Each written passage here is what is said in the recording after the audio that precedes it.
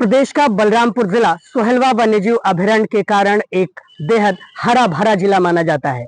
यहाँ पर जंगली जानवरों समेत खैर, सागौन और अन्य वृक्षों की तादाद बड़ी लंबी है और उनके औषधीय गुणों के कारण इस पूरे जंगल का अपना एक महत्व है। लेकिन जब रक्षक ही भक्षक बन जाए और जब रक्षक ही उस जंगल के कटान के लिए जिम्मेदार हो तो क्या किया जा सकता है। आज हुए प्रेस कॉन्फ्रेंस में पुलिस ने कुछ इसी तरह का चौंकाने वाला खुलासा किया है। बलरामपुर पुलिस के पुलिस अधीक्षक विकास कुमार ने अपने यहाँ आयोजित एक प्रेस कॉन्फ्रेंस में मीडिया कर्मियों को ब्रीफ करते हुए बताया कि कुछ दिनों पहले एक खैर की लकड़ी से भरे हुए बाग को बरामद किया गया था, जहां से 170 बोटे सहित 3-4 गाड़ियों को, जिनमें 2 चौपहिया वाहन, 2 दोपहिया वाहन, 4 अभियुक्त को गिरफ्तार किया गया था। उस मामले में जब विवेचना शुरू की गई तो बड़े पैमाने पर लोगों के चेहरे सामने आ रहे हैं। राज खुलता हुआ कुछ यूं दिखाई दे रहा है जब इन लोगों के फोन को सर्विलांस पे लगाया गया, जब इन लोगों के फोन की जानकारी ली गई तो तमाम नंबर्स ऐसे एक्टिव मिले, रेंजर समेत, जो वन माफियाओं से बातचीत करते थे। बताया जाता है कि खैर के सैकड़ों वृक्षों को वहां पर न केवल काटा गया है बल्कि जंगल को पूरी तरह से तहस नहस करने का काम किया गया है। बताया जाता है कि खैर की जो लकड़ियां थी वो यहां से अन्य राज्यों में भेजी जाती थी, जिसके कारण जो वन माफिया है वो बड़ी लंबी कमाई करता था। इसके साथ ही जो अधिकारी मिले हुए थे वो भी अपने तरह से सिंडिकेट चलाते हुए लंबी कमाई करते थे और जंगल को कटवाते थे। अब इस मामले में रेंजर राकेश पाठक समेत अनूप शुक्ला, जो कि मुख्य आरोपी पिंटू शुक्ला का भाई है, उसे गिरफ्तार किया गया है। उसके साथ ही जिस रात खैर की लकड़ी को पकड़ा गया था उस रात एक स्कॉर्पियो गाड़ी पकड़ी गई थी, यूपी 70 करके नंबर था उसका, उसके ड्राइवर को भी आज गिरफ्तार कर लिया गया है, जिसका नाम आजाद बताया जा रहा है। जनपद बलरामपुर पुलिस को 28/1/2025 को एक तहरीर प्राप्त हुई और उस तहरीर में बताया गया कि एक ज्वाइंट टीम जो कि पुलिस, एसएसबी और फॉरेस्ट की टीम थी, उसमें खैर की लकड़ी जो जंगल से काटी गई थी वो बरामद की गई थी। इसमें पुलिस ने मुकदमा पंजीकृत किया। जो लकड़ी बरामद की गई थी वो चरण गहिया में एक व्यक्ति के बाग से बरामद की गई थी और साथ में जंगल से कुछ लकड़ी काट के ला रहे थे, वो भी गाड़ियों में बरामद की गई थी। इस पूरे प्रकरण में पूर्व में 4 गिरफ्तारियाँ उस दिन हुई थी और अभी इन्वेस्टिगेशन के बाद इसमें आज 3 गिरफ्तारियाँ हुई हैं।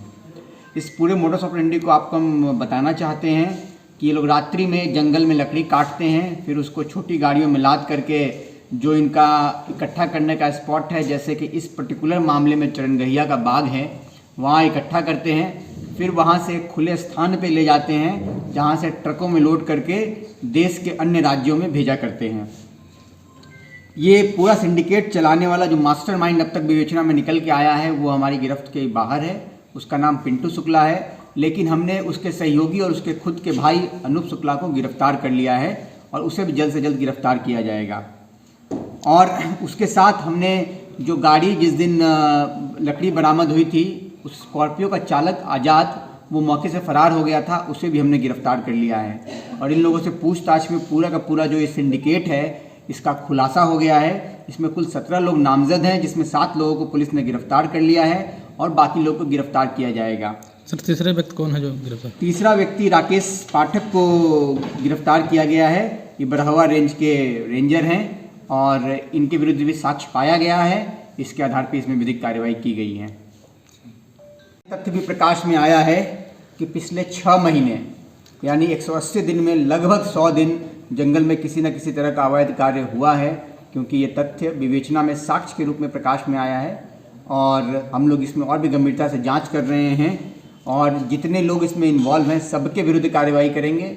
इसके डिमांड से लेकर सप्लाई चेन, शुरू से लेकर अंत तक सिंडिकेट के हर पहलुओं पर कार्रवाई होगी और जो भी इसमें इन्वॉल्व है सबके विरुद्ध विधिक कार्रवाई की जाएगी। अब देखने वाली बात होगी कि इस पूरे मामले में पुलिस के इतने बड़े खुलासे के बाद वन विभाग किस तरह से रिएक्ट करेगा, क्योंकि वन विभाग अपने तरह से चीजों को कर रहा है और वन विभाग के ऊपर यह जिम्मेदारी है कि वो सोहेलवा वन्यजीव अभयारण्य जैसे क्षेत्र को न केवल बचाए बल्कि उसे संरक्षित करे। लेकिन राकेश पाठक जैसे जो अभियुक्त हैं, जो आरोपी हैं, वो जब तक इस तरह से जंगल की रखवाली करेंगे तो कैसे काम चल सकता है। बलरामपुर पुलिस का यह दावा है कि इसमें कुल 17 लोग शामिल हैं और ये सिंडिकेट यहां से लेकर अन्य प्रदेशों में फैला हुआ है। बलरामपुर पुलिस ने आज ये भी दावा किया है कि इस पूरे सिंडिकेट में जितने लोग शामिल हैं सबको, यानी कि जो डिमांड वाला मामला है वो भी और जो सप्लाई वाला मामला है वो भी, उन सभी लोगों को गिरफ्तार किया जाएगा और इस सिंडिकेट को तोड़ने का काम किया जाएगा। बताया जाता है कि इन तरह के वन माफियाओं के ऊपर काफी मुकदमे दर्ज हैं, फिर भी पता नहीं क्यों वन विभाग का हाथ पैर फूल जाता है कि उनके ऊपर वन माफिया और गैंगस्टर जैसी चीजें नहीं लगाई जा सकती हैं। सवाल यहां तक भी उठता है कि जब इतने बड़े पैमाने पे काम हो रहा था तो कैसे किसी को कानो कान खबर तक नहीं हुई? खबर क्यों एसएसबी को हुई और एसएसबी ने कैसे अपना पुराते हुए बाद में सभी दलों को शामिल करते हुए इस पूरे सिंडिकेट का भांडाफोड़ करने का काम किया है? बलरामपुर से मैं योगेंद्र विश्वनाथ